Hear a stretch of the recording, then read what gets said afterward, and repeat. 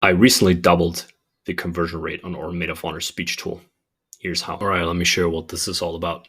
So we have recently moved from this landing page here, which is normal hero section with a CTA, and then that would open a web app on another domain, just because this was by far the easiest to build. Would look like this. We have then taken this web app and embedded it on the landing page at the top, which is the current version. Looks like this. So if you open the website, it will look like this. And you basically just write in here, which means a lot less friction for the user. And it doesn't feel as much as a cell as the CTA. That was the hypothesis, right? So by moving this here, we make it easier for the user to write the first message, which is now the email. So the first message that someone sends is their email. And once we have the email, we'll send them a link. And so then they can always come back to the conversation, which was cool for us to get right in order to give people a way to come back to their conversation.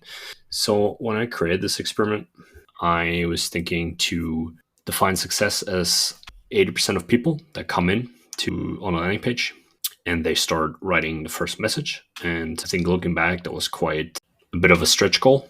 So I think it was a bit unreasonable to think 80% would happen. But what did happen, as you can see here, looking at the data. So on the left, we have the control, which is just Made of Honor as the kind of baseline, because we have different performance on the different kind of speech types. But looking at here, we see one thing I noticed here, which I didn't know was actually a thing before I looked into this experiment, is that we have drastically different conversion rates on iOS and Android versus Mac and Windows. So basically mobile versus desktop, which was interesting for me to see.